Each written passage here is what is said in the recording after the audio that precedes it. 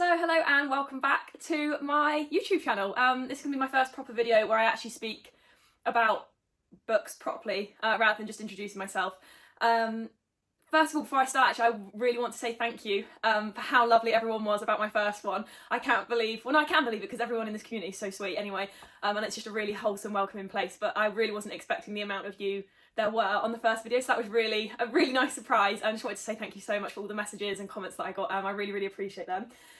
But today, the first proper video, I am going to be talking about my favourite books and series to date, because yeah, I just thought that would be a good one to start with for my first video. I think it's quite an easy one, and then I feel like it gives whoever's watching a bit of an idea of my taste in books. So yeah, I feel like I should go through all the ones I'm going to mention and then properly get into them.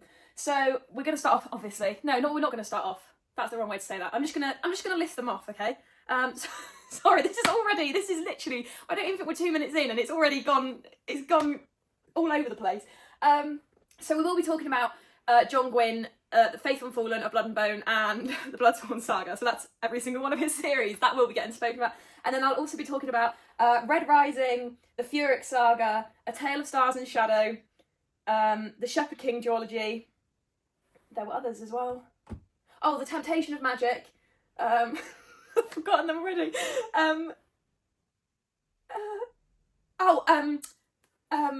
Book of the Ancestor, and yeah, let's include that as well. And Under the Northern Sky trilogy by Leo Carew, and I think I will include that as well. And the Moontide Quartet by David Hare. Oh, sorry. And where is it? I had another one. And the Bonds That Tie series by Jay Bree. So that's all I can think of right now. All I can think of. I say that as if I've listed 3. Sorry. I'm gonna, before I even get into this, actually, I am just gonna say, it will never be a clean presentation here, unfortunately. Whenever I try that, it just goes horrendously wrong. It doesn't come out natural for me, and I think natural is the best way to do it. But if that's not your style and you don't enjoy it, then I completely don't blame you, and that's absolutely fine. You can just skip right past this and carry on. This is also a place for me where I don't have to rush, because I always have a lot of things to say whenever I try and do videos about books, because I was previously doing them on Instagram, and I always felt like I had to rush, and it made it a lot worse. So every so often I'm going to have to remind myself just to take a breather, because I do not need to. It can be as long as I want, because this is for me ultimately, and if you want to watch it, that's also really cool, but ultimately this is just for me to be able to voice all my thoughts on everything. Sorry, bear with me. Also, this is a really good tea. My next biggest collection I have after books is tea. I have a horrendous amount of tea, actually. And I haven't tried this one before, and I think it's from Good Earth, and it's orange and passion fruit, and it's really nice. Okay, anyway, let's get started. Also, let's just let's pretend I've just had some really fancy little introduction title video, or clip, or whatever you call it, because I don't have that. Okay, so we're going to start off, obviously. We're going to start off with John Gwynne, The Faithful and Fallen. Everyone roll your eyes, because shock, I'm talking about it again. So, let's get these. Where's Vala? Oh, there it is. Okay. Oh yeah, I had it out, didn't I? Okay, so, Ashley, one of my lovely, amazing, wonderful friends, she actually recently, her most recent video, she did a whole video on the Faithful and Fallen series, and it was such a great video and I love it. And if you do prefer a more calm and collected and really peaceful video, then absolutely go and watch Ashley's channel. Go and watch it anyway, she's brilliant and I love her, and she just does such a good job of explaining books and giving them justice. So I hope I can do kind of the same thing. But anyway, let's get into The Faithful and the Fallen. This is my all-time favourite series by my all-time favourite author, in case you didn't guess. These books, there's 4 of them. Brilliant. Oh god, there's 4 of them. I have so much to say on these, and the fact that I have so much to say means I might not even say that much, because I don't know if I can articulate all the thoughts and feelings I have towards these books to do them enough justice that they deserve. These books, I keep saying this, you know what I mean. They feel like coming home. So before this, if you've watched my introduction video, I mentioned I actually hadn't read a book voluntarily that wasn't to do with school since year 6, so since I was like 10. And then at the end of 2020, I discovered John Gwynne and I picked up Malice, and little did I know that this book would quite literally change so much of my life for me. These are the books that got me into reading, they got me into fantasy, oh god, I'm getting emotional, and they've giving me, oh my god, someone tell me to stop. Anyway, yeah, I just love these books so much, and they mean so much to me. And I've realised actually, just before I did this video, a big theme in all of these favourite books of mine is my favourite trope, which I think actually runs through all of them, which is good versus evil. That, I think, if I had to pick a trope that was my favourite, it would be good versus evil, and these books are the definition of good versus evil. So these books are set in a world called the Banished Lands, and essentially what it is about is years previous to book 1, Malice, there was an event called the Sundering. Now this is a land, bear in mind, this is a land where humans and giants co-inhabit together, and years before, I'm just going to try and briefly do this, this is already probably going to be an awful justice to it, but we'll try anyway.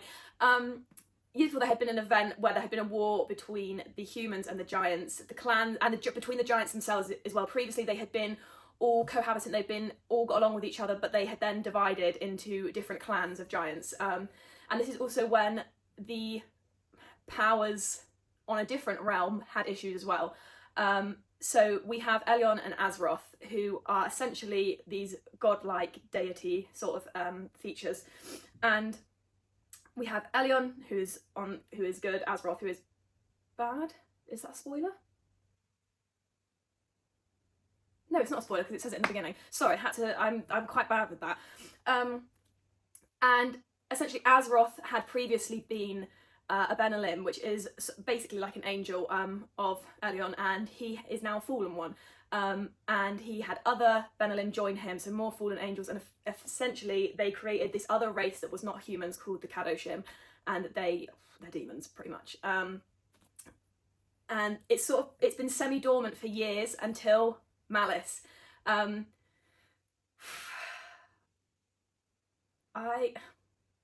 trying to think of something. I don't want to spoil anything. But basically, Ashley's video is brilliant. She sums it up really well. I don't want to take too much time explaining everything that happens, just because this is just me explaining these are my favourite books, basically. But it's a fantastic book, and the found family in it is amazing. The family connections in general I absolutely love, as well as friendship. A lot of that is the love between people, is the oh my god, I'm getting choked up again, is the main theme here, and about basically how the love for other people and for each other and for other creatures in general will overcome the bad and the evil that enters the world. And John Gwynne writes, God, I know I'm skipping through so much stuff, but my brain is going 100 miles an hour because there's so much stuff I want to say. John Gwynne writes the best battle scenes, whether it is on an epic scale of a big battle or whether it is hand-to-hand combat. There is nothing quite as vivid as his writing when it comes to these. You do quite literally feel transported right into the middle of them, and I am yet to find anyone else who does it quite as well as Gwynne does. Also, the animal companions. I cannot mention John Gwynne without mentioning animal companions. I love animals, absolutely love them. However, I did not know it's possible to feel this much for fictional ones that are made out of ink and put on paper. They are brilliant. They are such strong and very prominent characters in these books, and I think without them it would take away such a big heart and part of the story. The fact that as well we have some of my favourite female characters ever in all of John Gwynne's work, but I'd say there's 4, 5 if you include one of the animal companion women, female. I suppose she's a female, isn't she? She's an animal. In these books, I just love how John Gwynne writes women, which sometimes I struggle with male authors, but John Gwynne truly writes such fantastic women. We have super strong ones who are really resilient and they're tough as nails, but we also see they all have a soft side. We have ones who are filled with rage, and he lets them be filled with rage. And I feel like it's quite a common theme in books now, that particularly if a woman is filled with rage and is an angry character, she has to overcome her anger in order to be able to just to find peace. And that's great. That's really great. However, I think it's a lot better, and I find it even more great when an author lets a woman feel the rage she has inside, and she uses it as a tool rather than something that hinders her, and she embraces it. Gonna cry again. I think it's brilliant. I think it's magnificent, but he also has really wonderful soft women who maybe aren't as, they're not as willing to just dive straight headfirst into a battle but they used their softness and something that maybe their small amount of aggression and the peace that they just tend to carry within them, and they use that to their own strengths. And I just love that there's such a range of women in his books, but all of them, like any women in the world, every single version of women that he writes are all necessary in these worlds. And I think even if you were to miss one kind, it would completely change the dynamic and things that happen. And it's just absolutely brilliant. But yeah, let's get back onto the plot side. So as basically it starts off, we have a little prologue of something happening, and then it goes on to Corban, who is our main character. He is our protagonist, and it follows him as well as however many other characters. John Gwynn's work has a lot of point of views, and that can be really overwhelming for people. I personally didn't have a problem with that. I think for me, I found it very obvious that, okay, well, there's a lot of point of views. I'm not going to immediately know what's happening. And that to me is fine. If anything, I prefer that. So yeah, there's a lot of point of views, and I've heard people say that it's usually around the 50% to 75% mark when things really start clicking and coming together, and then that's when they're so locked into this book that they cannot get out. They're just completely absorbed into it. And I do think that's because around the 50% to 75% mark, that tends to be when all the millions of different point of views start weaving together and they start coming together. But as we follow our protagonists through this journey of a prophecy that has come about because of this god war that's happening between Elyon and Azeroth, and it is said to be that there is going to be a bright star and a black sun. One will be the champion of Azeroth, one will be the champion of Elyon. And essentially it's leading up to a be-all and end-all where the champions or the avatars of these gods will eventually fight each other. And we follow through a big series of very traumatic events that lead us up to that point through all of these books, because they are chunky books. Just be prepared. Ruin, like its namesake, will absolutely destroy you. But to be honest with you, if you're emotional like me, since I've nearly cried 3 times throughout this already, these books will destroy you. You will cry floods and floods and floods of tears. And to be honest, sometimes all I have to do is look at them on my shelf and think about certain bits for a bit too long, and I'll just start crying. But I think that's just a bit of an emotionally odd thing from me, to be honest with you. But they are very, very emotional. Again, I'm so sorry because I feel like I've done that. I will do a whole video properly and fully deep dive into these books at some point. But like I said, I don't want to go too far right now because I have a million other books that I listed and said I was going to explain and show off to you, basically. Show off to you? Show you. Anyway. But like Ashley, like I said, Ashley has done a really good one, and hers is a lot more calm, collected and informative than this is. But yeah, this is like I sort of lose words when I love something so much. I genuinely lose words for it because I cannot, unless I could pull this feeling that I have out of my chest and sort of present it on my palm like a glowing orb of love and heart and warmth and everything that these books are, then I would. And I feel like that would be the best way to show you what to expect from these books. But also going back to the not knowing part, this is something that's come up quite recently as well that I've saw someone speaking about. I can't remember who it was. It was on a video, and they said that they hate not knowing what's happening. And I completely understand hating not knowing, but that tends to be for me. I hate not knowing when it means I generally do not understand the author's writing. I'm not following anything at all, as in nothing is making, the words together aren't making sense. It feels like there's pages missing and I'm just not actually understanding anything. But when it comes to not knowing, as in I don't have a clue what's happening with the plot, I'm just there for the journey, that's my absolute favourite. And the less I know, the better. Like, take me through the story. I want to be an observer. I'm not there to try and work out things and work riddles. Like, if I do, that's just by chance and that's brilliant. But I'm very much someone who enjoys being told a story, which is what this is. But I know some people see it as that in it. And I suppose I sort of do, but not in the sense that I have to know what's happening. I really enjoy the not knowing and things gradually being revealed to me, and plots and schemes overlapping one another, characters slowly coming together, seeing how different people are linked through other people and events and points in the past. That is my absolute favourite. And this does have that. You obviously, for a while, and bear in mind, this needs a big build-up of a base. This is such a chunky series and so much happens. There's the other two as well. They're chunky books, and so much happens in these in this story, that you need that initial base. So don't go into this expecting an immediate battle, an immediate thing. but it's never going to work like that. I think in very, very good series, it's never going to happen like that. It's never going to be this immediate thing. And if it is, that almost slightly puts me off, because I'm like, okay, but I don't have any context for this. I don't have any sort of attachment to these immediate events that are happening. But what I can say is just be prepared for destruction and the most overwhelming sense of love you can get from books. I really feel like I didn't do that justice at all, but the best thing to do is to read the synopsis. Go and read things I've written, actually, as well, because when I write, it means I have less time for my brain to muddle things up, basically. But yeah, this isn't going to be in order, but this one is my all-time favourite series. Nothing will ever knock this off the top pedestal. It really won't. Things can come close and they can try, but nothing is touching this series, and I don't think it ever will, to be quite honest with you. I think the only person who is capable of beating this series is John Gwynne himself. That's my opinion on this. We'll take a break from Gwynne for a minute, and I feel like let's go with this one. So I would be surprised if you've heard of this, because every time I recommend this to someone, they're like, oh, I've never heard of that before, and that just upsets me so much. This book, this entire series, so it's A Tale of Stars and Shadow by Lisa Cassidy, and the following 3 books, it's a 4-book series, the following 3 books are there. This series is, I believe, one of the most underrated fantasy series out there, along with one I'm going to mention in a minute as well.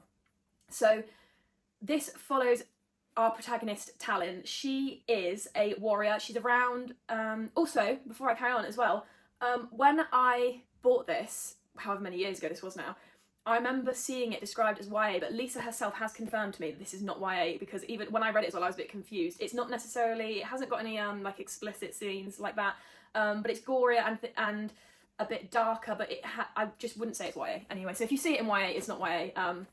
Just that's a little note I should share with you, since Lisa herself did say it's not YA. But this series is fantastic. The cast of characters are so memorable that I could probably name like 20 of them now. The twists and turns that happen in this series are fantastic. I think the pacing is brilliant, but like any series, obviously I'd say the first half is just you getting used to the world, being introduced to these new characters, these new places, these new systems of politics or magic or what's another word? Can't think of one. Anyway, this also has one of the most unique warrior systems, which is the best way I can describe this, where because I don't think I personally haven't read this in another series before, but effectively over where Talyn lives. So Talyn lives on one, she lives, yeah. Oh, well, hold on. This is what I mean. There's 2 maps. Well, no, there's three. This is the whole map, and then we have Montana and Mithranor, and we have Twin Thrones. So Twin Thrones is where Talyn is from. So over on this continent, which is there, over on this continent, there is a warrior system where when you fight, you basically find a partner to fight with, and you effectively become soulbound to your partner. So when you fight back to back and you are watching each other's back, they know where the other warrior is. They know the moves that are happening, and I can't do it justice. However, Lisa has done an insane job with this series, and it really, really baffles me just the fact that this is such that no one really knows this series, because I think if it was out there more and more people had read this, I think it would be given a lot more recognition for how brilliant it is. Now, don't expect obviously Game of Thrones level of intricacies and plot, because obviously Game of Thrones is massive, and this is a 4-book series. I think they're all about 500 pages. Yeah, about 500 pages. But they are some of my favourite ones ever. I think probably the best way, if I'm just going to read the synopsis to you, I feel that's probably the best way.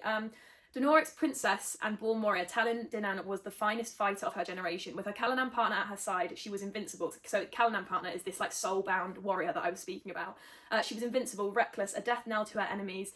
But after her partner is torn away from her, Talyn is left broken, racked with guilt and unable to regain the confidence she once had. Could an unexpected mission to the mysterious country of Mithranor, home of the magical winged folk, be the thing that saves her? So that's the first part of it. So effectively Tallinn is sent on this mission, semi-undercover, to go over to the other continent, Mithranor and Montan, which is the another part across the sea, and it's like semi-undercover, and she's trying to get information from what's happening over there. And the people over there, obviously they're regular humans, but it's basically ruled and run by these human-like creatures, but they are winged. They have big feathered wings, and it's so vivid.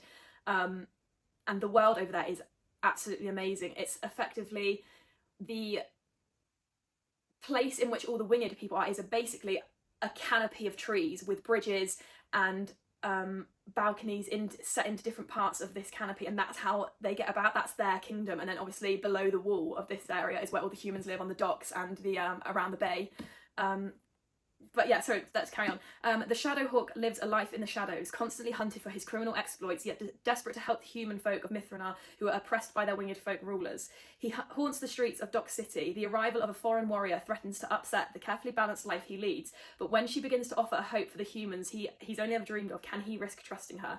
And unbeknownst to both, a mysterious foe stalks the dark corners of Dock City, one that answers to a single purpose, vengeance. So then we have our other protagonist, who is known as the Shadowhawk. So the Shadowhawk is this mysterious figure that lives over on Mithranor and is trying to help the people of Mithranor escape the oppression of the winged folk who rule that continent. They're not very well treated. They're looked on almost like rats, like rodents. That's sort of how they're just sort of seen as like street things that they don't really want, they don't respect them, they don't really have any love or care for them, and the Shadowhawk wants to stop that and wants to bring them out of this and wants to basically have times evolve. When Tallinn, who is our, what word did they use? The foreign warrior, and they cross paths, and from there a series of events unfold, and it's so brilliant. And like I said, the warrior system is fantastic, not only over in the Twin Thrones continent, which I first mentioned, which is where Tallinn is from, but when she goes over to Mithranor as well, something happens and the nature of her mission changes, and she becomes a lot more heavily involved with the politics and court life of the winged folk of Mithranor, and ends up being heavily involved in the security and the training and well-being of some of the folk, but she is set up on another mission from the Mithranor folk, whilst she's also separately doing this other mission for her home continent, where she has to, it's basically seen as an impossible mission, and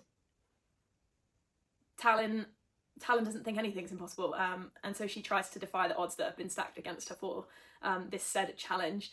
And I love this character. Actually, you know what? I really think I want to reread this again soon, actually, because I love this world so much. It's so vivid, it's so unique, and I think the way that Lisa Cassidy has set this up is just absolutely perfect, and it is a series that I recommend to absolutely everyone. I do with all of these, to be fair, but if there's any I can get you to read from this video, it would be this one and the next one I'm going to mention, because I think they are so horrendously underrated, and I think they deserve a lot more love than what they're given. And I just, also indie authors, like it's an indie author as well, and Lisa's so lovely as well. I've messaged her, I've spoken to her a few times, and she's a really, really lovely woman, and she just deserves all the support and love for these books in the world. I'm actually reading one of her other series at the moment, The Nameless Throne. I've been reading that for ages. I've got about 1 million books I'm reading at the moment because I just flip between them so often, but that is a fantastic series. And like I said, if you're intrigued by what I'm saying but none of it's quite hitting because I can't get my words out properly, then absolutely search it up, have a look and read the synopses for yourselves, and yeah, but definitely this is one I would highly recommend, and it is one of my all-time favourites, as is obviously that's what this video is about. They're all my all-time favourites. Okay, now like I said, I would be mentioning this next one is another indie author, author Amy Rain, and it is The Furic Saga. Now, if you do follow me on Instagram, I do actually mention both of these series quite regularly, so if you have heard them, I wouldn't be surprised if it's because it's me going, you need to read this series, it's really good, it's such a good series, you need to read this. The Furic Saga. Oh, where do I start with this? So, this is a fat series. This is such a chunky, huge, ginormous series. So it starts with the Furyk saga. I don't know if you can see, I think you can see on this actually. And then all of these, so it's a 6-book series. And I think the smallest book is like 500 pages. So they're chunky books. They're big books as well. So we've got the the Winter's Fury, The Burning Sea, Night of the Shadow Moon, Hallowwood, The Raven's Warning, and Veil of the Gods. This series, so it's very heavily Norse inspired, but I keep doing that today. I think it's really unique. Because even though it's obviously very heavily inspired from Norse and Viking aspects, it also feels very fresh, which I really enjoy, because as much as I love Norse mythology and I love the Viking time period, I feel like there is often a very familiar feeling within all of them. They all have that similar thing that's connecting them. And even though this has them elements, it is a very fresh feeling you get when you read this, I think. And I absolutely love it. Oh, also to mention Tallinn in our last one, because this just reminded me of it. She is a mid to late 20s female character, which I know a lot of other women will, obviously some men as well, but a lot of women will appreciate, because so often are the female main characters 19 or 18, and it's just not always it. Sometimes it's fantastic, but definitely prefer reading ones, I do anyway, where it is not a teenager, to be quite honest with you. As most people know as well, John Gwynne's Shadow of the Gods, we have Orca, which I'll get onto. But Tallinn is, and I think I actually spoke to Lisa about this, because I imagined her as around 26 sort of age, and she was like, yeah, she is about that age, she's around like the mid to late 20 mark. And then same with Jael, so Jael Furyk, who is our protagonist, she is about 28 from what I've gathered when I read this. She might even be a little bit older, but I just, that's a really big point for me that I love about this. So actually, before I carry on, I had a man not very happy with me about this series. Well, not that he wasn't happy, but he was disappointed, because on the John Gwynne fan Facebook group page, whenever anyone asks for books similar to Gwynne, this is always my first recommendation. One, because A-Rain is an indie author, and I think it's absolutely brilliant when we can support indie authors. Even better when their books are phenomenal. It's just even better. So he wasn't very happy with me, because someone asked this question, and once again I commented, The Furyk Saga by A.E. and he said this was a romance. I was really gutted. I bought the whole series and I read 500 pages of the first one and I just couldn't do it anymore. And that really shocked me that he saw this as a romance, because I do not consider this a romance. First and foremost, I consider this an epic fantasy. And when I thought about it more, I could understand why perhaps he viewed it as a romance. And obviously there's that whole thing at the moment within genres where if the plot can't survive without romance, then it's such and such, or then it's romantasy or whatever it is. And if it can survive without the romance, then it's a fantasy romance and whatever. But I think that's so restrictive to a lot of books, because for example, I haven't actually read it, and it will be one of my next soonish reads, is Empire of the Vampire. Now I am very aware that there is quite a lot of romantic elements to it, quite heavily really, from what I've heard and what I've been told. But first and foremost, people think of it as an epic, and that is how I would describe this, going based off what other people have said. So this follows Jael Furyk, who is our protagonist, on a prophecy, and part of the prophecy is she has to go over to, she is set up in an arranged marriage, but originally we're not aware that this is a prophecy. It's just sort of happened because she is part of the royalty on her continent, which I can't quite remember the name of actually. It's been a few years since I read this. Oh, Brekka. Yeah, they're Brekka, aren't they? So she's from, so there's a continent, they have the main of Osterland, and there's the main continent which has Hest, Hellsbor, Iskavol, Tura and Brekka, and then we have Oz, Aleka and Osterhaven. Now Aleka as well, I might add, so A.E. has a whole other series which is complete, which is based on and it's called The Lords of Aleka, so that is set in the same sort of world but different, and I started reading that and that is also very, very good. But yeah, so I can see why he thought this was why he might have considered this a romance, because a big part of this, of all the events that happen kicking off, is Jael going over to marry Edmund, or Edmund, however you prefer to pronounce it. And for the first book, it's still quite a localised story. So she has to go over to the small island of Oz, and marry a man named Edmund, and we discover this is part of a prophecy. So it is integral to the story that this happens, that they marry, and there is a big complication with particularly one of the women who is already on the island. Now, book 1 focuses quite heavily on this, but it is needed. But I'm still shocked that he considered it a romance, because even though it does follow Jael trying to make this world, both of them sort of trying to make, bear in mind Edmund is a drunk, he's a drunk, very big drunk, so that's something he has to overcome. There is a woman infatuated with him on the island who he has a very non-committal past to, and Jael is trying to do her duty that she has been obligated to do, basically. And bear in mind, this character who Edmund had the non-committal flings with is one of my most hated characters to ever exist. Now, is she an outright villain? Some might say no. I would say yes. She is so self-absorbed and so... I don't even know how to explain this. I hate her. I hate her, basically. That's all I can say. And to the point where I actually had to take a break between books 2 and 3 for about 4 months because I could not stand seeing this character come up on my page. Hated her. Can't stand her. I still to this day think she's one of the most atrocious things to ever happen in a book, to be quite honest with you. I feel like women in general might hate her more than men. I could be wrong on that. Obviously some men might just hate her, but I do think that she hits a nerve for women. She's awful. She's really awful. But I think that's another, again, that's props to A.E. Rain's writing, because for characters to draw such a visceral reaction out of you, I think that's fantastic. I think that's brilliant. I think that's great writing.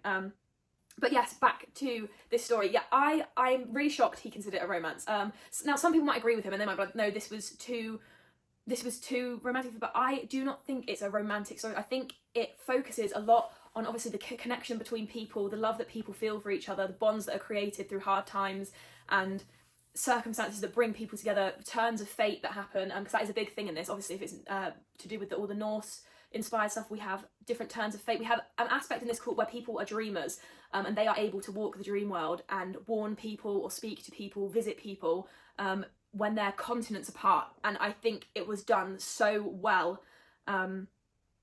It truly was such a unique take on anything I've seen before, actually.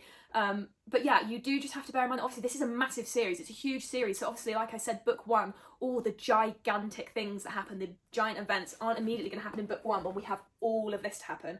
It has some of the most devastating, oh, I'm gonna cry again, devastating subplots ever, and I think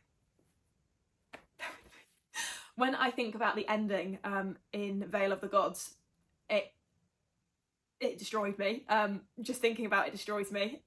But I think A. Rain is absolutely phenomenal as an author to pull these emotions out of people.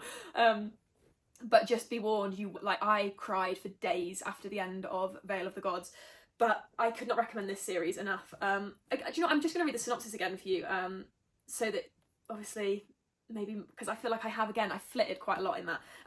But Jael Thurik isn't happy. Her father is dead, her uncle has stolen the throne, and now he wants to marry her off to the fallen son of her arch enemy. But Jael is a battle-hardened warrior, trained to kill since she was 10 years old. She doesn't plan on being anyone's wife.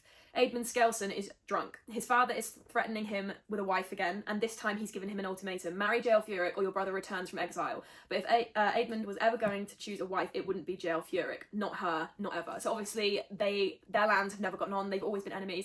And as it mentioned, Aedmund's brother, his brother is in exile, and he is not a nice person. He's not a good person. They have a visceral hatred for each other, him and his brother, and he's known for not being a very nice person. However, he does have arguably a very interesting character arc, his brother.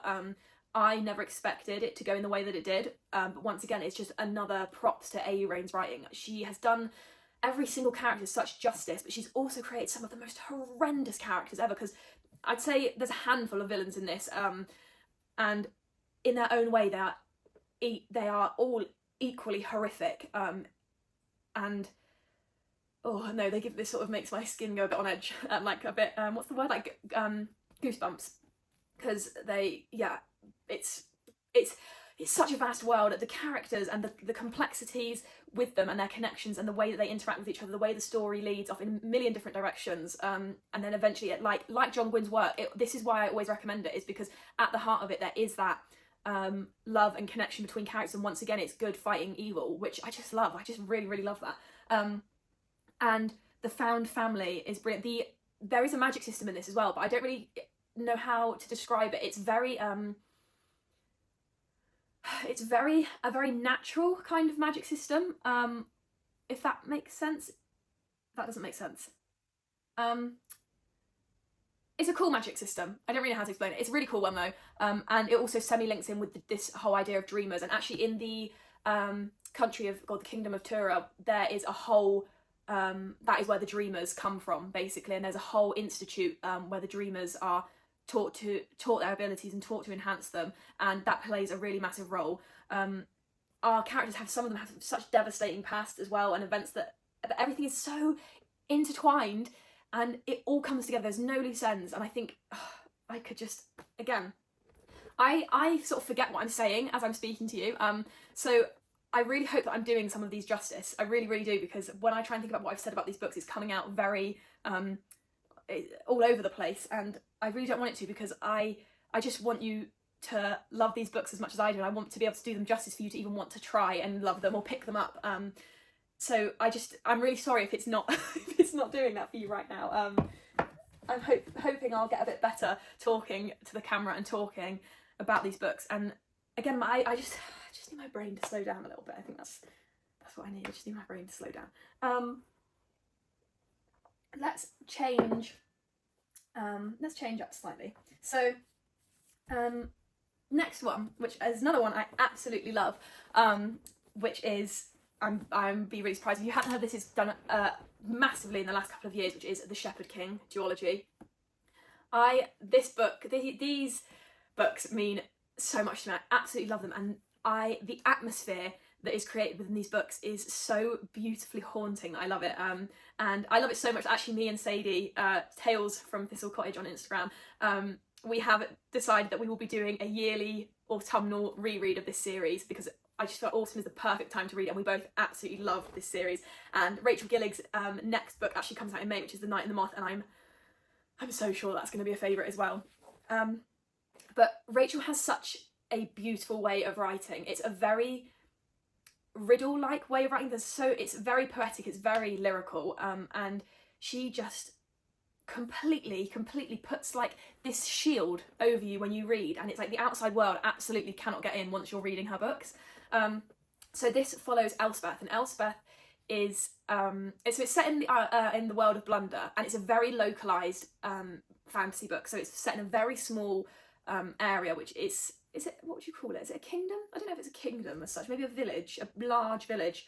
And it's all surrounded by mists that go through the woods, and basically anyone who's ever gone into these mists in the woods has never come out. So there is a barrier, and that is just sort of where the town and everything ends. So this book one, The One Dark Window, follows Elspeth, who we very quickly discover has something or someone sharing the space inside her head with her, and he is known as the Nightmare. Elspeth has, for a lot of her life, had the Nightmare with her, after she came across one of the main parts of their magic system in this world, which is the Providence cards, and it is such a unique, if not the most unique magic system I've ever come across, and I absolutely love it, which is the idea that these cards, and there's a different amount of each one with I can't remember what order it goes in, but there's one of one, and then there's two of another, three of another, of this, of whatever suit it is. And obviously, if there's only one of them, it's the rarest one and the most precious. And people try and accumulate these cards, like the lords and ladies of this world try and accumulate these cards. It's like a show of hierarchy and favour if you have these cards. And she's trying to navigate her way through a world with a nightmare co-inhabiting her head, and I think I was going to spoil it then.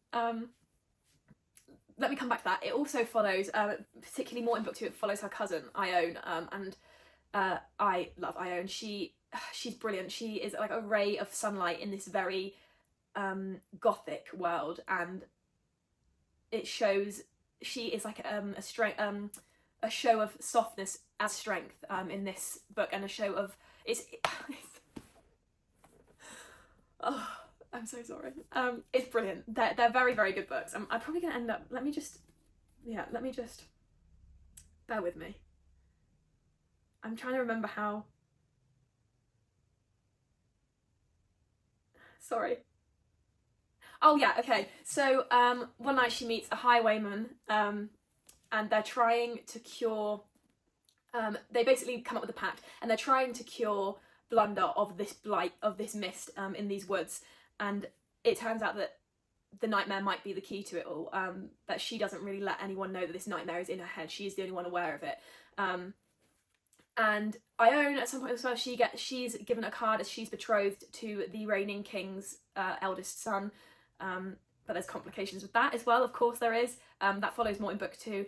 And back into book 1, Elspeth and his highwayman, who ends up turning to be one of the lords, or no, not a lord. Yeah, he's a relation to the king though. And basically the mission that they are setting themselves upon is treasonous, especially as they discover more and more lies that occur and more twists that unfold throughout the book. It's just a very haunting. Oh, sorry, I had to stop that because my sister was coming into the house and I knew the dogs would go mental. But yeah, back to this. It's very haunting. It's so unique. The magic system is wonderful. The characters, because I'd argue there's 4 protagonists. Really, there's 4 main characters. And each one of them is so individual and unique from the other ones, and the relationships and connections that are formed between them are all very much their own things. And it's really beautiful and haunting, and the atmosphere is unbelievable. I hate speaking when there's people near my door. I don't like it. I've just heard someone go in. But yeah, it's really good. They're really good books. Oh god, Immy, say something else other than they're good books. But again, ones I would highly recommend if you haven't read already, but I know that a lot of people have read them. Oh god, I'm really excited for a reread of this in the autumn with Sadie, because it's very hard to encapsulate the feeling that these books give you. And I think I really love duologies. Duologies at the moment are a favourite of mine. I just think it's the right amount when you don't necessarily want an entire big in-depth series, but you just want something more than a standalone, and something with a bit more, I don't know what the word is. You know what I mean, anyway. Yes, there's that one. God, sorry. It's because I know there's someone out there. Okay, what else did I say? I'm so sorry. I need to stop saying sorry. Stop saying sorry. Because you don't have to be here if you don't want to be. So anyone who's still watching this is watching it because it's fine. Sorry, I'm just talking to myself now. Okay, let's go on. Yeah, we'll go on to the wolf. Okay, so this is. God, I'm tired. I'm tired of hearing my own voice. This is the first book in Under the Northern Sky trilogy by Leo Carew. Again, I think this one is actually traditionally published, but it's such an underrated series. I never really see anyone speak about it. This is a very, very political, militarian fantasy, and it's based in a fantasy version of Britain, where it's effectively cut off north and south by a river called the Abyss. I'm doing a reread of this actually, I'm on book 2. Yeah, so we have Sithal down here, the Black Kingdom, which is where our main protagonist, Roper, hails from. And this here, Aneria, so it's very similar to the British Isles. And from what I understand, this tiny, I might be wrong, but this little thing here reminds me when they were describing the landscape, and they were and they said that they had a unique accent. I interpreted that as sort of a version of Wales. I could be wrong though, that might be my interpretation. But this is a fantastic series, and book 1 has one of the most vivid battles. Someone's coming again, I know the dogs are going to bark, bear with me. Oh, sorry. I knew this was going to happen today. The house has been really busy today, and I knew as soon as I sat down to record, everyone was going in and out, and our dogs, it doesn't matter if they know you, they will bark, and they will bark, and they will bark. Anyway, back to this. Yeah, it's a fantastic, fantastic series. Very dark, very gritty, and the bromances in this story are some of my absolute favourites between Roper and his most trusted advisors and friends and fellow warriors. But like I said, this has one of the most stunning battle scenes I've ever read, to be honest with you. It's something that you can picture so vividly, and I really adore the concept in this book as well. It's very unique to anything I've ever read. So basically, the people in the South are humans. They are like what we would just consider normal people, and it's very heavily inspired. So it's sort of Saxon. I actually think they are Saxons in this. I think that's what they're called. And then in the north, the Black Kingdom, so down in Suthdal, that is where the Saxons are, basically the human race they are.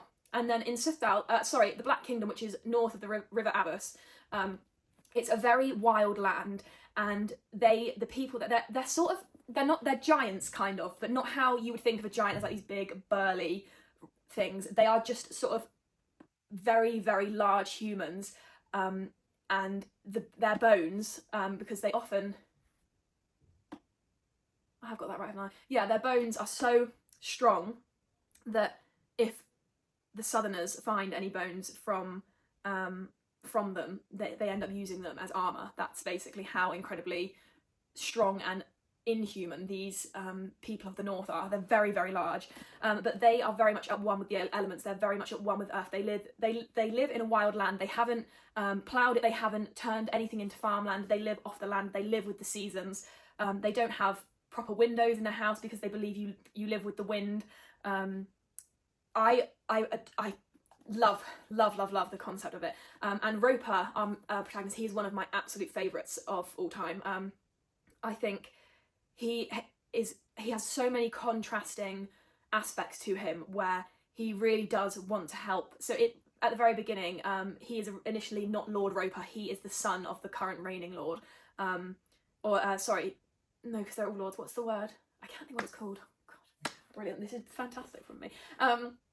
And originally he's not. Something happens as a battle right at the beginning, and that is how he becomes the ruler of what are they called? Why can I not think what they're called? Because it's what are they called? Bear with me. I can't think of the name that they're given. Anyway. Oh, what's the name? They're given there's a certain name for the people of the North. I can't think what it is. But he basically becomes in charge of them. He becomes in charge of the legionaries, the legions, which is each run by a different house, by a different lord. And there is a lot of politicking, not only between the different lords of the Northern Kingdom, but they are planning to go to war with the Southerners, because there is a rat amongst both parties of war, basically. And also there's a traitor as well, who become in league with one another. And it is basically their role in this story is they want power. Not the North or the South, it's them. It's this little grouping of people. It's quite a localised book, this one again. Starting off in book one, we start off pretty much, we don't really move around too much. But at the very end, the world opens up, and then in The Spider, which is book two, we are then introduced a lot more to the other parts of the world. So we've got, I don't think they visit the Unheru. I think they might visit it in the end of that one. I'm sure they do in the beginning of this one. And we also go up to the north, right up to the north, where there is an institute or an academy, where once again another coup or something is happening, and Roper's brother is effectively being hunted, but they don't know by who. They don't really know why, and like obviously he is part of this sort of equivalent of royal family, but he's not. It still doesn't really make sense as to why he is being targeted, and that is a whole other aspect that's happening whilst Roper is dealing with a war, an incoming war that he is tending to plan between the North and the South. Because in the past, the Northerners have gone down, they've raided the South, and they've come back up, but the South is more prepared. It's becoming more prepared. It's starting to retaliate, and the same in opposite directions as well. It's happening. It's a little bit of a hard one to explain this as well, but very unique, and it is one of my favourites. I think, again, it's such a highly underrated series, and I think this would be a really cool one. I don't know if they've read it or not. I'd actually really love to see what Ed and Will over at Brothers Gwyn think of this one, because I feel like they would really enjoy this. I might be wrong, they might have read it, they might not have liked it, but I'd be really interested to see what you guys think if you're watching this at all. I'd love to see what you guys think of that one. I think that could potentially be up your streets, unless you've read it, like I said, and you haven't enjoyed it already. Oh god, are you sick of the sound of my voice yet? Because I am. But I started, so we're carrying on. I might change and not do as many as I was going to say, but we'll see. Okay. Sorry. Red Rising.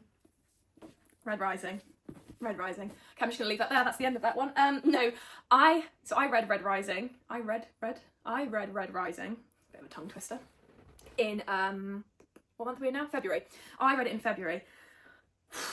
I'm not a sci-fi person. I'm really not. I think it's a traumatic experience with Star Wars, to be quite honest with you. I'm not going to get into that, but it made me really despise sci-fi. I think the only thing I have enjoyed sci-fi wise in any form of media is movies. And so I really enjoyed The Foundation on Apple TV. I don't know if that's a bad thing to say or not, because I am aware that some things would change in that, and I've not read the books. I really enjoyed that, and if you haven't watched that, I'd really recommend it. I think it's really good. I don't think I've finished the most recent season, actually. That'd be something to look into. And Dune. I love both the Dune films. I think the second one is better than the first, but Dune Prophecy, the series that came out, that's amazing. I think that's even better than the films. I absolutely loved that.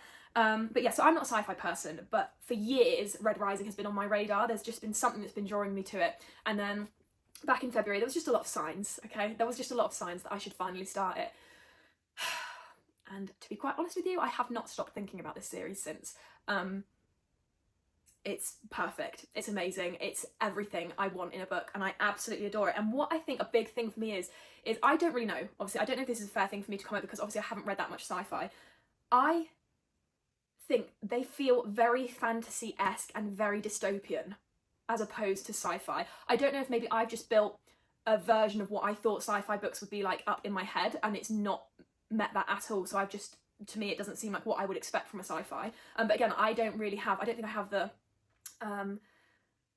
knowledge of sci-fi books enough to comment that, so I might be wrong. They might all have this similar feeling, and if they do, then I'm definitely reading more sci-fi books.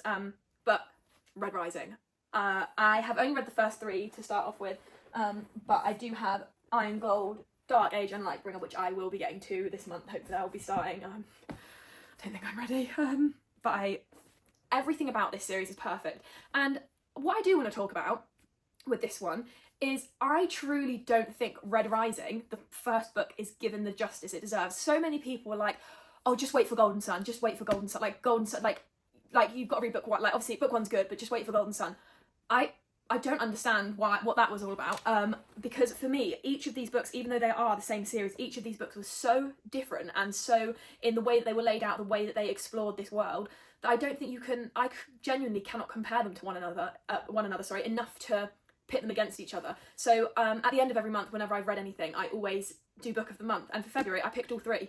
I couldn't pick one of these and not the others, because they're just, I don't think, it's not something that is comparable for me.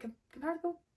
For me anyway. Book 1, I absolutely, it gave sort of Hunger Games feeling. So obviously we meet Darrow. He is a slave, or he doesn't necessarily think he is, until his wife makes that apparent to him, that they are living a lie, basically. He's a helldiver of Mars, which means he is sent down right into the depths of Mars. They believe that Mars is uninhabitable. What's the word? They don't think uninhabitable.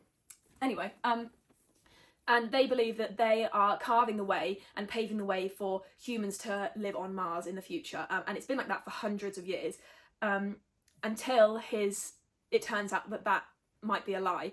So he's sent down, he's sent down into the earth. He is in operation of something called a claw drill, which is a very dangerous piece of equipment. And different teams in these colonies that live, of these mining colonies that live under the surface of Mars, will go and mine for helium-3, I think it's called. And basically they're fed all of this stuff, they're fed all of this propaganda, that this is what you do, this is what you are paving the way, you are the reason that us, so there's different, not relegations, different, there's like a hierarchy of colours basically. The reds are what Darrow is down in the mines, and then there's the golds, which are the highest of highs. There's the obsidians, which are basically very mutant, is that the word? I can't find any words there. I'm just looking off into the distance trying to find a word every 2 seconds. But they are basically like the soldiers, bodyguards, the muscle and beef that sort of help protect the golds, but the golds themselves are these absolutely monstrous, like insanely capable killing machines. And then there's silvers, bronzes, pinks, oranges, greens, blues. Blues are like engineers, and they have a lot of things to do with the electric, but basically the reds are the lowest of the low. So that's what Darrow is. He's a red, and I'm probably explaining this to you, most people have probably read this, for anyone who hasn't. And yeah, it turns out his life might be a bit of a lie, and the option to do anything if he wanted to, or if he didn't want to, if he was quite happy living his life the way it was, is sort of taken from him in a very, I'm gonna cry again, a very brutal, very brutal way. And then something happens, his life changes, he's transformed, and he then ends up, he's quite literally transformed at some point, and his life takes a very different turn, and he ends up discovering that there is life above Mars. There has been for hundreds of years, and they've been sold this lie, and he was basically forced to see that and admit that. And then he is then pulled into a covert operation mission, which is very, very deadly, and he ends up infiltrating the highest segment of different sectors of human life, which is the golds, and he ends up at an institute where this is what I mean when it feels like Hunger Games. So then he ends up being part of this thing which goes on for like, imagine if the Hunger Games lasted for like a year, and the different initiates, or not initiates, these are the people who have made it in, and this is like sort of the final sort of proper test, and I think it goes on for nearly a year, that they're in this secluded sort of, they're flown out to this secluded area of land where there's mini castles, like mini fortresses and stuff, and they each have to work out, they're completely separated from the rest of society, and they have to basically there has to be a winner. So there has to be a house winner. So there's House of Mars, House Jupiter, House Aries, I think.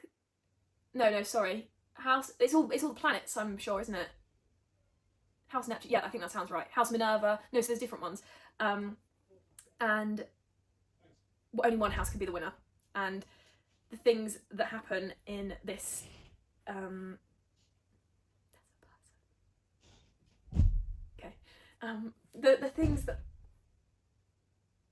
the things that happen during this sort of Hunger Games-esque scenario, they're very cut off from the people, but however the heads of their houses are constantly watching from they're present, but it's only the house, and this is televised as well, so people from the outside can also watch this, but the footage is a day behind, so it's not live like the Hunger Games. And there is, so as I said, the heads of the houses are all watching from Mount Olympus, a version of Mount Olympus, so there's a lot of Roman inspiration as well in this series, Roman and Greek, because obviously a lot of Roman stuff was stolen from Greek mythology.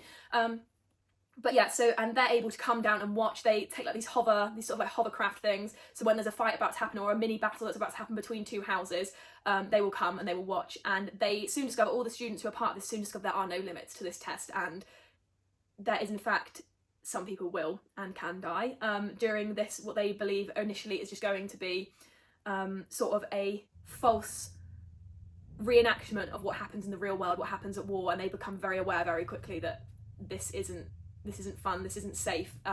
They are fighting their own mini war, and is prepping them for everything that's going to happen if they do come out of the institute. But yeah, so that one, I think that's brilliant. And Darrow, I just love him. I absolutely adore him. I think, yeah, I love him. I think I fancy him as well, to be honest with you. I'm not going to lie to you. I absolutely adore him. He is one of my favourite protagonists ever as well. I just, once again, this is another series where it's the good versus evil, where it's the oppressed fighting the oppressor and just wanting a better world. And then we have obviously a phenomenal cast of characters in this that they've wormed their way into my soul, and I just absolutely adore them. And then we have Golden Sun, which this expands on the world from Red Rising. So in Red Rising, for the majority of it, we start off under the surface of Mars, and then we are very much just in this smaller, very local area of where this this trial is happening. And Golden Sun, we come out of it, and we're following Darrow with life after he has finished in the Institute, and we follow him on his journey through that, and it just expands the world so much more. We're introduced to so many more characters. We're introduced to the Golds in general and the society, which has been spoken about so much in Red Rising, that we're given the context. We're there now. This is where we are. We're part of it. We're in it. But back on Red Rising. Sorry, actually, before I carry on, Red Rising. A lot of people say to get through. I think this is brilliant because everyone's like, yeah, but you, like, I didn't really feel connected to the characters. You didn't really know them. And for me, I think that was the point. Like, Darrow has just come from under the surface. His whole life has been flipped upside down, and he doesn't know these people. He has no prior knowledge even of what these types of people are like. He has never experienced anything like this before. He's gone from such a small life where he believed all these things to everything being completely blown up, and he is now alongside the oppressor. He's with them. He's having to live with them. He's having to be friends with them. He's having to. And I think that is the point. I wasn't really that connected, but I don't think you're supposed to be. I think it gave me enough that I just wanted to know more. All I wanted was more. I was just like, oh my God, I need to know them. I need to know more about this. I just wanted to know everything.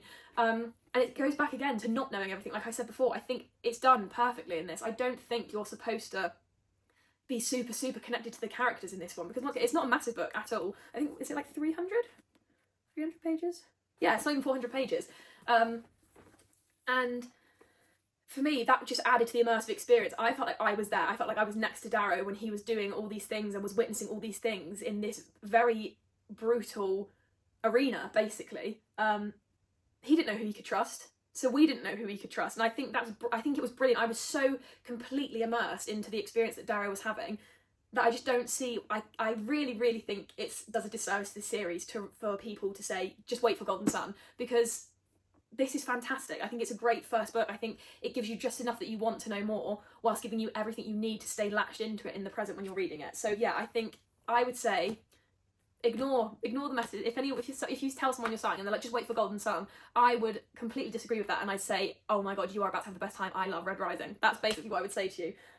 Because like I said, they're all very different. And sorry, back to Golden Sun now. Anyway, yeah, this opens the world up a lot more. We're given a much larger expanse of what is happening, and to be quite honest with you, we realise how big of a thing what Darrow is doing is. And even I think to this point, he had this sort of rose-tinted glasses, like haze over life and his mission and what he was going to do. And it turns out even the people who gave him this mission didn't really know what the outcome of this is going to be. And then in Morningstar, it just skyrockets to being this completely epic, this completely epic expansion of a world. And oh God, I cried so much. This series completely ruined me. I don't even really know how to explain this, because it's just everything. One thing I will say is, I know everyone loves Darrow, everyone loves Severo, everyone loves Mustang.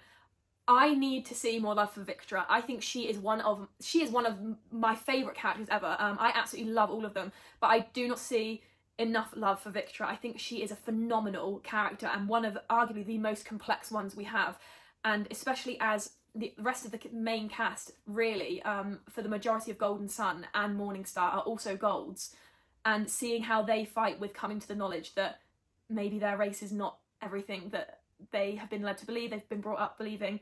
But Victra, I think she has one of the most phenomenal character arcs ever, and I think she's a powerhouse of a woman and deserves a lot more praise than what she's given. I might just be on the wrong side of stuff. I'm sure people do love her, but to me, she is on that level with Darrow, Mustang, and Severo. I think and Ragnar and everyone, and Pax and all of them. This is just such a phenomenal cast of characters throughout all of these. And like I said, I couldn't pick one favourite, because for me, they're all on such a different. They give you such different things. You're given such a different array of scenarios, and the way in which you interpret the world and the characters and their struggles and the challenges that happen with it. Oh my God! And the end of Morningstar's really, really good. But I just think it's a phenomenal series, and this will now be. I have what I call soul series, which is when it literally feels like they have become entwined with the very person I am, and that is absolutely. Red Rising is absolutely one of them, and to be honest, I'm quite terrified for the rest of it, but I also can't wait to get to it. But I needed a breather. from Red Rising, which I finished maybe about 3 weeks ago now. I just needed a breather because it ruined me in the best possible way. When I say a book's ruined me, just know that I absolutely loved it. And yeah. Now, yeah. You know what, let me do John Gwyn's other ones. So, obviously, we have A Time of Dread, which, The Time of Dread is a follow-up from the Faithful and the Fallen. Sorry, I completely forgot then. It's a 3-book series. So this carries on in the Banished Lands, set about 100 to 150 years after the events of Wrath. Now, this series, there's very minor character crossover from the first series. What I love about this, and actually, if you've seen, they're actually publishing new versions of the covers. Now, don't get me wrong, I think the covers of these are stunning, and like, there's just something very unique about any of Gwyn's. I think they're very noticeable on any shelf. You'll know when it's Gwyn's. But they're actually coming out with new covers that sort of match the Faithful and the Fallen, but they're given a much darker theme, which is so fitting because that's what these are. They carry on. They're much faster, much darker, definitely grittier than the first series. Now, I've seen people be a bit disappointed with this. I don't really see why, because it is a separate series from the Faithful and Fallen, and obviously you can just tell by looking at the books it's a different layout as well, so it's not going to be the exact same. It's not going to be quite as intricate. It's not going to be quite as a massive scale as the Faithful and the Fallen is, but it does not make it any worse. This is its own thing while simultaneously being such a perfect addition to the Faithful and Fallen. The characters in this, once again, are just masterpieces. John Gwyn, I cannot give that man enough praise. I think his writing is otherworldly. I think there's just an aspect to his writing that there's some sort of, I think I said in one of my reviews actually for Fury of the Gods, I think there wizardry is afoot because I don't understand how this is human. Such a brilliant cast of characters, and we're actually given more animal companions in this, and it's sort of, it just ties up things nice. There's a subplot in this which destroys me so badly. Sorry, I'm getting emotional again, but it's fantastic. And once again, so Riv, my beautiful, wonderful Riv, she, like I said earlier, she is a woman filled with rage, and that is who she is. It is part of her. It is, you cannot separate her from it, and it doesn't take away from her.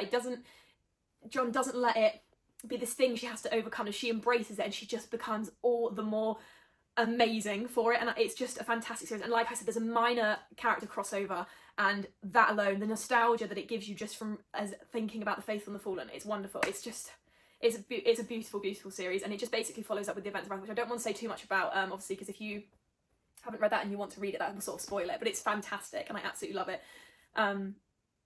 It's brilliant. It's so good. Once again, John Gwyn has created another masterpiece. Absolute shock horror, but I will always say to anything Gwyn, basically. And if you did want to as well, I did do a reel on Instagram. I'll put I think my handle's in my profile or something somewhere, but it's Immyandthebooks, just with no spaces or anything, and I did a reel on the best order in which to read all of Gwyn's work, including all of his short stories as well, because he has some of them. So yeah, there's that for you. And then obviously we have the I don't have obviously the paperback isn't out yet, but I've got it there. The Bloodsworn Saga, Norse inspired epic fantasy on such a brilliant scale, and like I mentioned earlier, we have Orca, who is so there's 3 main protagonists in this. However, I'd argue that if there was a main one, I'd argue that Orca was the main one, even though there is 3. So it follows Orca, Elvar and Varg. This is set in Vigrid, which is it's just like a Norse inspired world basically, and it's fantastic, and it's following a story where the gods are reawakening, and in this land there are people who are just people like you and me, and then there are what are called the Tainted, and the Tainted have god blood running through their veins. There's all sorts of gods, so we have Lickreitha, who is the dragon, we have Fenrir, who is a wolf, Orna, who is an eagle, Bursa the bear, Rotta the rat, Snucker, who is the dad of all the gods. So he is basically, if you think of Jormungandr, that is his name, isn't it? Jormungandr, from Norse mythology, the serpent that encircles the world. He's obviously very inspired. I got the feeling from that. We have giant talking ravens. We have feral, rabid, tooth fairy rat creatures. We have these like serpentine creatures that live in water with funny little wings, and it's just brilliant. It's such a good series. I think this one has so much comedy, like unintentional, well, not unintentional, that's not doing John's writing a service, but as in very natural comedic things that happen in this series as well, and there's that light-hearted aspect. But we follow, Orca, Varg and Elva, and they are just phenomenal. Elva has one of the best character arcs from book 1, Shadow of the Gods, to book 3, Fury of the Gods, has one of the most incredible character arcs and character developments I've ever witnessed on the page. And it's fantastic. It's filled with, once again, battles and hand-to-hand combat that is just incomparable. There's just nothing that hits the way that John's do, and it's just fantastic. The plot twists, especially in book 1, my dad listens to audiobooks, and he only got into fantasy. He was originally just read crime, and he got into fantasy ones because I said, you need to read The Faithful and the Fallen, like, you need to listen to it. And then when Shadow of the Gods came out, and he was actually in the kitchen listening to it, and I said, okay, in the last 2 minutes, call me out because I want to see your reaction. And his jaw just dropped and hung on the floor, and it's brilliant. It's such a good series. And Orca, like I said earlier, who is I love her. She is our murderous mother. She's full of vengeance, and I just, there's not enough words to encapsulate how brilliant of a character she is. I think the pacing all throughout this series is phenomenal, and once again it has that high, it gives you that warm feeling where your chest just sort of glows with nostalgia and love, and I just love it. It's absolutely brilliant. And Orca's also, if I remember correctly, when I went to one of John's book signings, and I believe he said Orca is about mid-40s, which is what I envisioned anyway when I was reading it.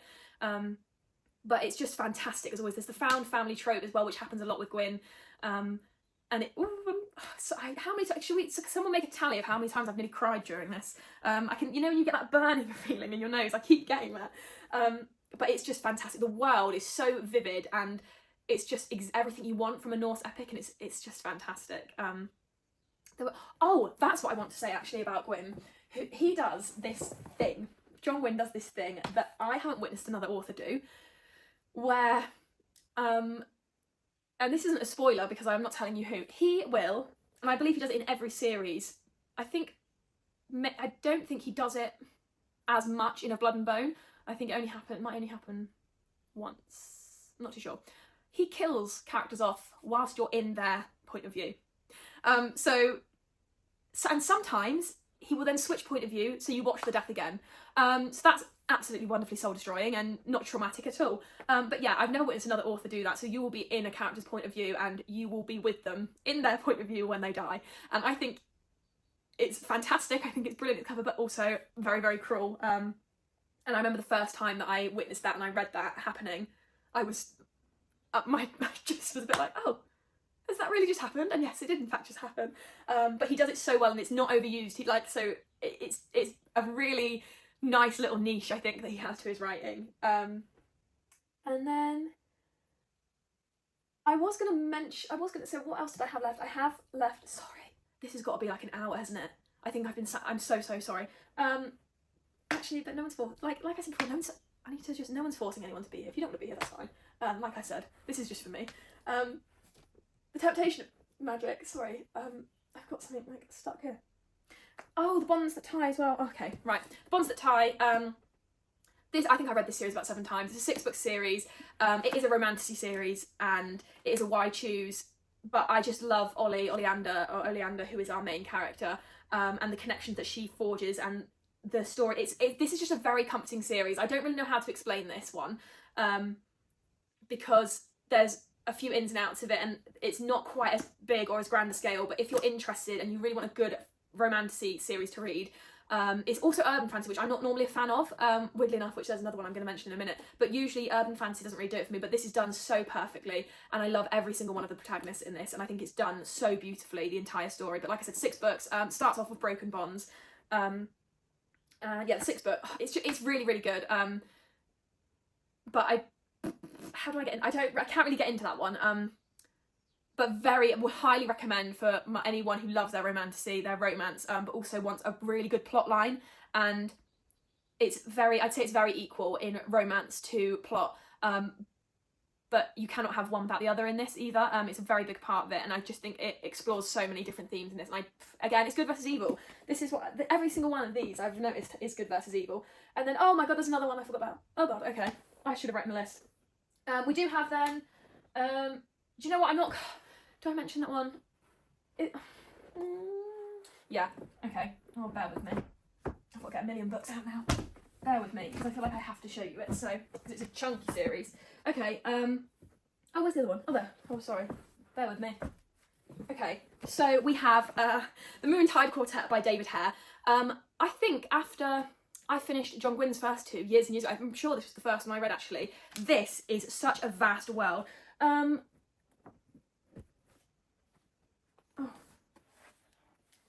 Why did I just look? I completely lost my train of thought then. Sorry. This is such a vast world.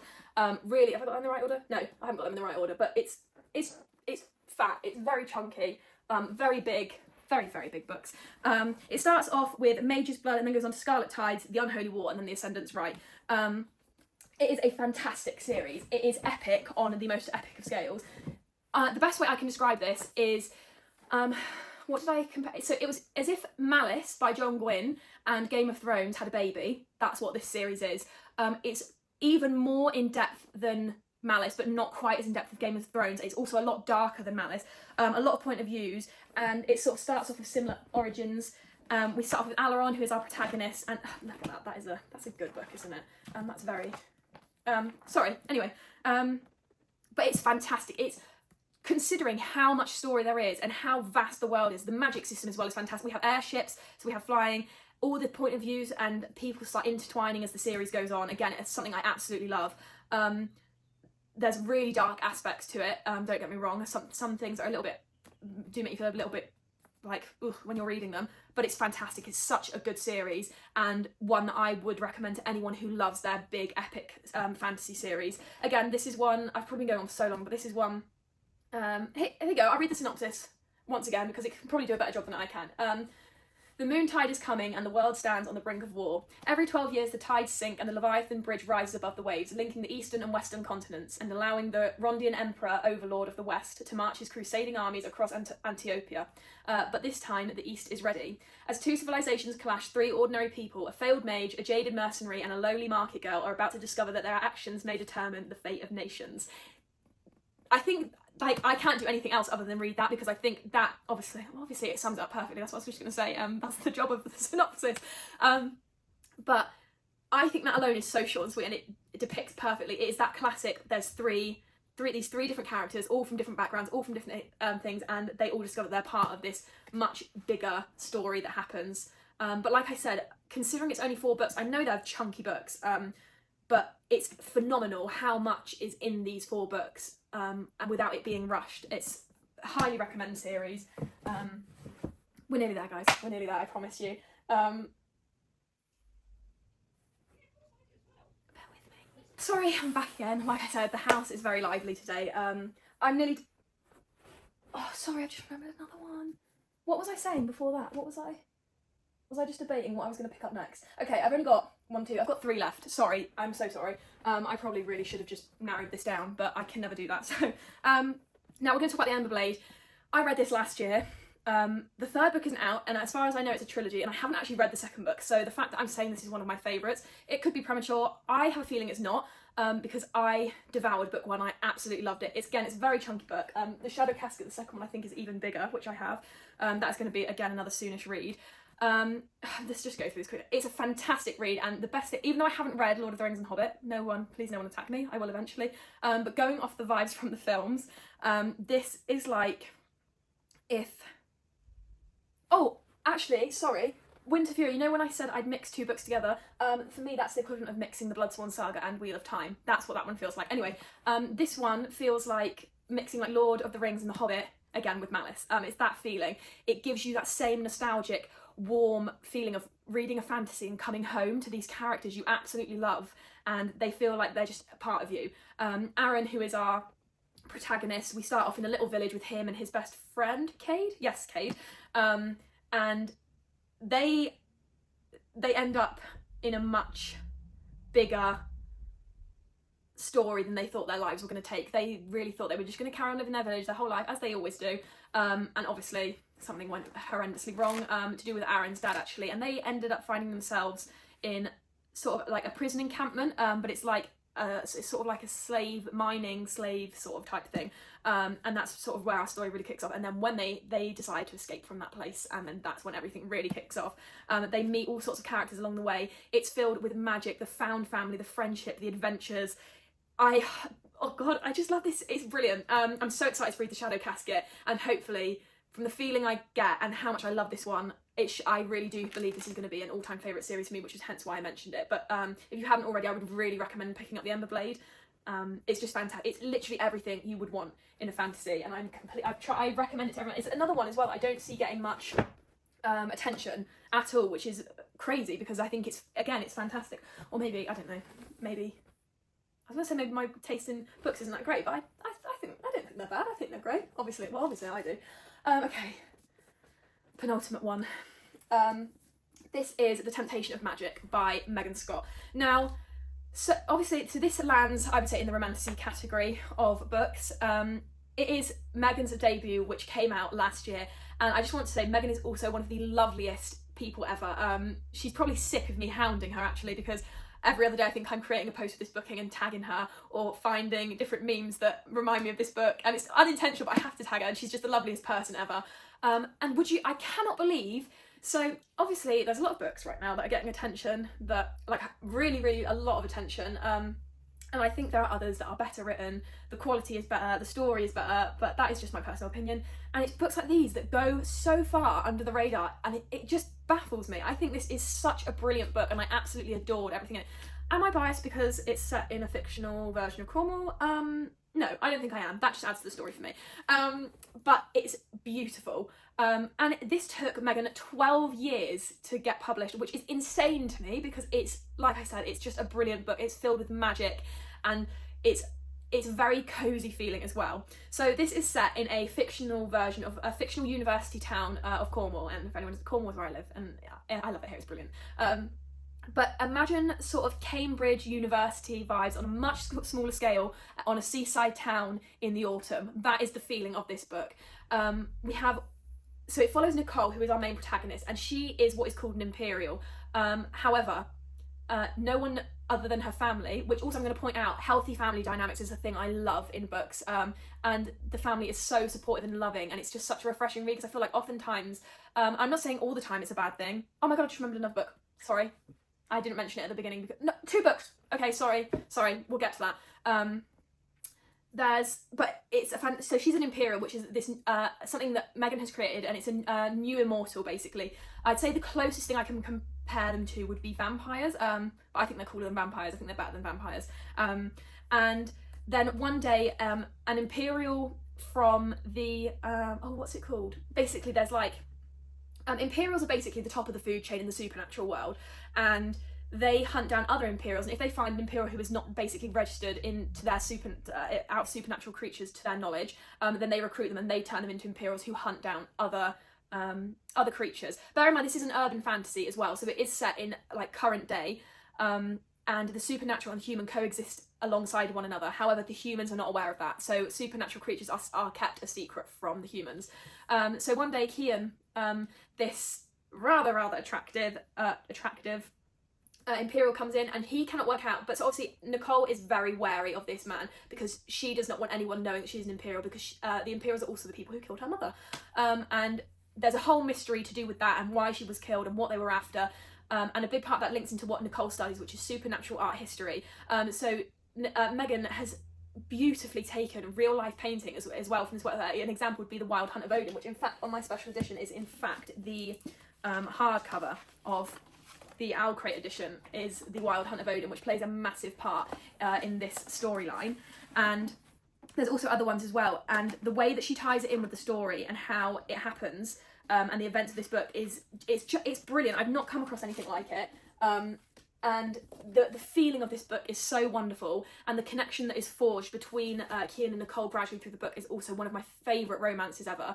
And there's it's heavily got a lot of Celtic inspiration, which, like I've said in the past, that alongside Norse, I absolutely adore anything to do with Celtic mythology. We have all sorts of creatures being mentioned and brought in as well. So at one point there's a Selkie. We have, I can't think what her best friend is, but there's all sorts of creatures that coincide and live amongst the humans without the humans' knowledge. And it turns out when Kian and Nicole decide to work together, Kian's eyes are open to a much larger and darker area of the people he works for and is employed by. And he ends up going against his own natural instincts, because he is almost compelled by blood, by an oath, to bring Nicole in. But there is a force that's greater than this blood compulsion than to bring Nicole in. So I just think it's a beautiful, beautiful book. And book 2, which is called, oh my god, I've forgotten, the something of blood.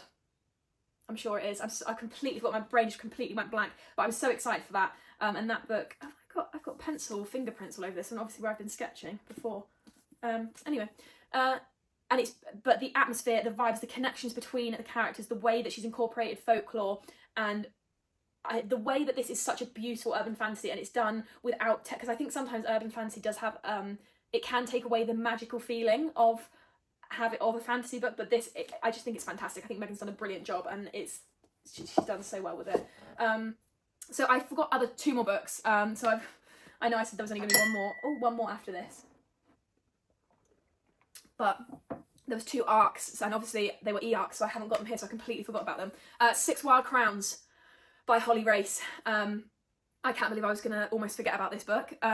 So this was an arc I read in January, and it was my favourite book of January, and it has absolutely made it into my favourite books of all time. I know very well this is going to be a series, and if it carries on even being a fraction of as good as book 1 was, this series is going to be phenomenal. So this is a Tudor inspired fantasy, and it really has, so if you've got quite a bit of knowledge on the Tudors, or you were interested and you know how the courts work as well, it also makes this very easy to understand. But even if you haven't read it, it's also a phenomenal book. So this focuses around the idea that Henry VIII, obviously he had 6 wives, but in this book it focuses on the fact that he must have 6 wives at all times, one inhabiting each of the castles around Elban, which is obviously I took it as inspired by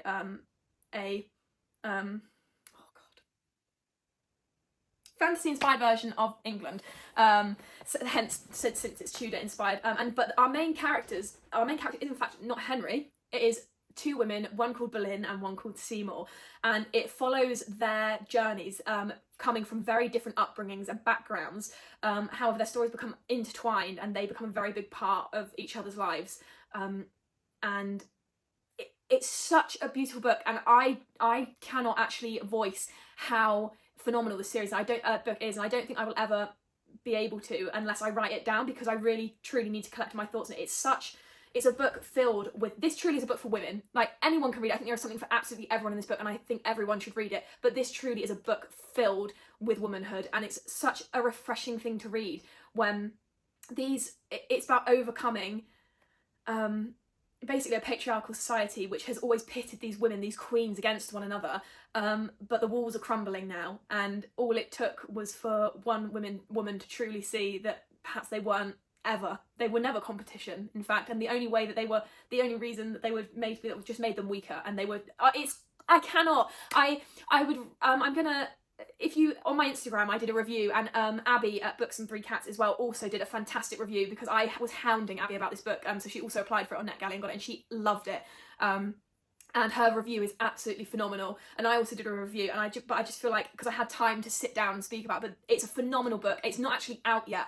I think it publishes in June, if I'm not mistaken. But go on Waterstones and have a look at the publishing date. I cannot recommend that book enough. It's phenomenal, and it's such a refreshing book to read, and it truly has become a favourite of all time of mine.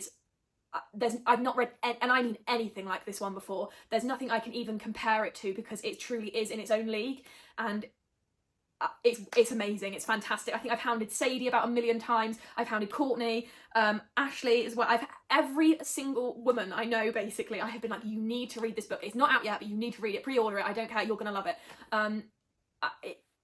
It's fantastic. It's absolutely brilliant, and the fact that it's Tudor inspired fantasy, amazing. Absolutely fantastic. And then onto another arc. Sorry, I'm so sorry. This must be like an hour and a half. I've got no concept of time right now. Silver Elite. dystopian is back. Obviously we've got Suzanne Collins' newest addition to the Hunger Games world coming out this month, and Fable for the End of the World, Ava Reid, another one. I love Ava Reid writing. That just came out. That was a phenomenal book as well. Silver Elite. I read this arc in December, and to be quite honest with you, I haven't stopped thinking about it since the moment I opened that book. It is a dystopian, it's a dystopian book that has a romantic element to it. It follows Ren, who's our protagonist. We start off in a small village, and there are these people in the world who are just regular, and then what are called, so there's gnolls and, what are the people who have, I can't think what they're called, so people who don't have these telepathic sort of powers. It's all, it's all neurological powers, so there's different forms of neurological things that these people can do, and whoever doesn't have them are gnolls, but whoever does have these powers are hunted and killed, basically. You're not supposed to have these powers. And we follow Ren, who is our protagonist, and she ends up getting herself into some trouble in her local village, and she ends up being taken in and being undercover as someone who doesn't have powers and trying to mask her powers. And she basically ends up in an academy or an institute, this training program basically, to become part of the military for the reigning government, who hunt down her kind. And obviously her commanding officer, Cross Redden, also the name, as immaculate, but he becomes very entwined as well.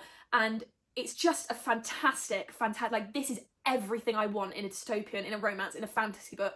I just think it's perfect. The tension between them, the plot lines that happen, and her constantly being on edge at being found out at any moment. The training program itself, it's just brilliant. The concept of this book as well, I absolutely love it. And at the end of book one, it opens up massively, and basically we realise that the world is much bigger and things are much bigger than Ren or 90% of the characters in this book ever thought they would be. There's rebellions, uprisings, coups. There's little like rebellious groups, cogs within cogs, schemes within schemes. It's brilliant. Again, my actual written review probably does a better job than explaining than me. But obviously we've been going on for ages now, and you're probably sick of my voice. I'm sick of my voice. And once again, I just don't, like, I really try, but I don't think when I speak to the camera I can always do things justice, like I've said a million times. And then finally, this is the last one. Turns out I just love a lot of books, which is the Book of the Ancestor by Mark Lawrence. Red Sister, Grey Sister, Holy Sister. This is, I know some people don't like this one. I can sort of understand why. It's a bit odd, it's a bit confusing, but once you're in it, you're really in it. And again, this has, I think it's in Holy Sister, has one of my favourite plot twists ever. And it basically follows Nona from age 9. I think by the end of it, she's about 18, 19, where she is taken to a convent for the Convent of Sweet Mercy Convent, where girls are trained to become nuns, but not just any nuns. They are very adept killer nuns, assassin nuns, and they have this ability to walk a thing called the path. So they're like sort of magical, semi-magical, I don't know if magical is the right word. Fantastic concept, and I think it's really, really well done. And I haven't read, again, this is something I haven't read anything alike to this. And you do have to bear with it because it can be a bit confusing at times, and it semi-edges into a sci-fi aspect, I'd say, actually. But it's a fantastic series. And I also know that John Gwynne loves this series because when I went to his book signing, me, Mark and John were all having a conversation about it at the table, which was really cool and surreal.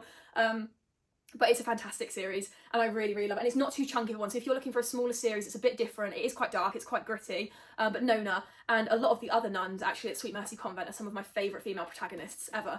And if the starting thing actually is very well known. Look, Mark signed it to Sister Immy. Great to see you in Bath, which is where I went to the signing, so that's really cool. But yeah, there's where is it? So the really well-known part of this book, which I think you might have seen quote before, is it is important when killing a nun to ensure you bring an army of sufficient size. For Sister Thorn of Sweet Mercy Convent, Lano Tassis brought 200 men. If that doesn't encapsulate these characters and these nuns at this convent, then I don't know what does. But it's a fantastic series. I would highly, highly recommend. And you'll be glad to know I have just about finished talking. I'm so sorry for how long this was.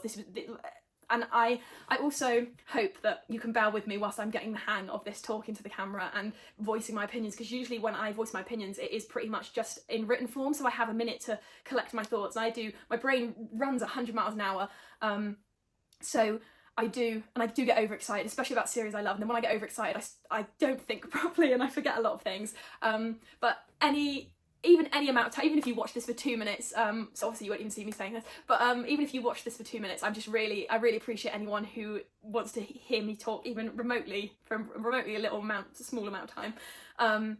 And like I said, this is just a place for me to vent everything that I want to say about books. And if you enjoy it in the process, then that's great. But yeah, hopefully I did a tiny amount of justice to some of these books. Again, like I said, I'm still not quite used to this form of content, really. So it's not something I'm overly adept at yet. But yeah, I hope you enjoyed some of it if you watched it, and if not, that's fine too. Everything's not for everyone. But yeah, I hope you have a good week, and thank you for listening to me blabber on. Hopefully we'll be back for the next one, which I can guarantee you won't be as long, because I won't be doing one where I talk about 50 million series. I actually think I'm gonna there's one about Cornish folklore in fantasy that I'd really like to do. So yeah, but yeah, thanks again, and it was really nice doing this, I guess. Yeah, hopefully it wasn't too painful. See you next time.